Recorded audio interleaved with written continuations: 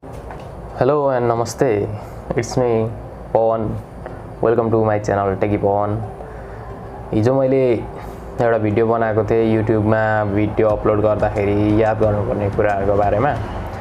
आज पनि म त्यस्तै कुरो लिएर आएको छु।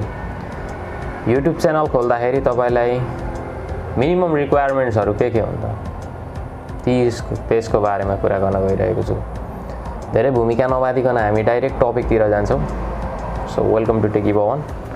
यदि तपाईहरुलाई YouTube tips and tricks हरु मन पर्छ, YouTube मा ग्रो हुन चाहनुहुन्छ भने हाम्रो च्यानल Techy Pawan लाई सब्स्क्राइब गर्नुस्।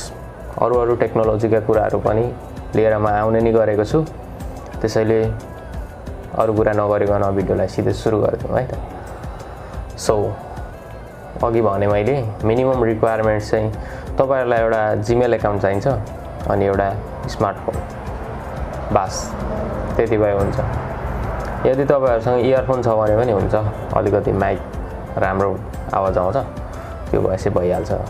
अब स्मार्टफोनले तपाईहरुले भिडियो क्याप्चर गर्न सक्नुहुन्छ, एडिट गरेर भोइस ओभर भिडियो पनि बनाउन सक्नुहुन्छ।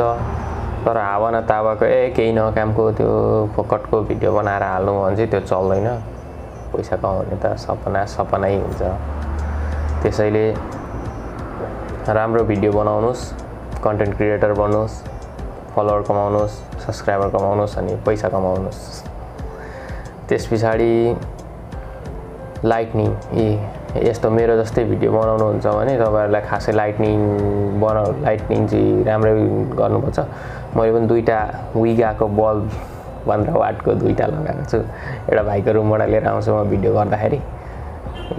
कुर्सी यस्तो गरोहरु राखौ बसो बनायो हैन। पहिला चाहिँ उतापटि बनाउँथे त्यो म उसमा, त्यो अहिले म फोटोमा हाल्दिन्छु त्यसमा। अनि अहिले चाहिँ त्यहाँ खाट राखेको छ अनि त्यही भएर त्यहाँनेर बनाउन मिल्दैन। त्यति हो। स्मार्टफोनबाट भिडियो क्याप्चर गर्दा नि हुन्छ। तपाईहरु आजकल त फ्री फायर को ट्रेन्ड बढी छ। फ्री फायर लाइभ जानुस्, भोइस ओभर दिनुस्, राम्रो क्रिएट गर्नुस्। त्यसपछि त भिडियो भाइरल, पैसा खन्कने खोजिया हैन। अनि त्यति हो कुरा। अरु खासै केही पनि चाहिदैन। सबैभन्दा मेन कुरा चाहिँ तपाईहरुको लगनशीलता, तपाईहरुको कन्सिस्टेन्सी, तपाईहरुको पेशेन्स, तपाईहरुको कन्टेन्टमा दिन सक्नुहुने आफ्नो बेस्ट दिनुस्। त्यो बेस्ट दिएपछि चाहिँ त्यसको फलस्वरूप subscriber, watch time, views, rich आउनु पर्ने जति कुरा आइहाल्छ है त। त्यसैले कन्सिस्टेन्सी चाहिँ मेन्टेन गर्नुस्। मेरो भिडियोमा कहिले 5 भ्युज आउँछ, कहिले 25, कहिले 500 आउँछ। त्यसैले कन्सिस्टेन्सी मेन्टेन गर्नुस्। मैले पनि अस्ति एक्जाम हुँदाखेरि 1 महिना जति भिडियो बनाउनु पाइन। त्यसैले एकदम भ्युज कम आइरहेछ। त्यसैले चाहिँ अब फेरि भिडियोहरु हाल्न थालेको छु हिजो अस्तिको दिनदेखि। त्यसैले stay tuned, stay happy, stay home, stay safe. कोरोनाको बेला छ हैन। अब त्यस्तै हो। त्यसैले YouTube च्यानल बनाउनको लागि एउटा स्मार्टफोन, एउटा इयरफोन, अरु सबै कुराहरु चाहिँ अल्टरनेटिभ हुन्, खासै चाहिदैन। क्यामेरा, ल्यापटप अनि माइक्रोफोन।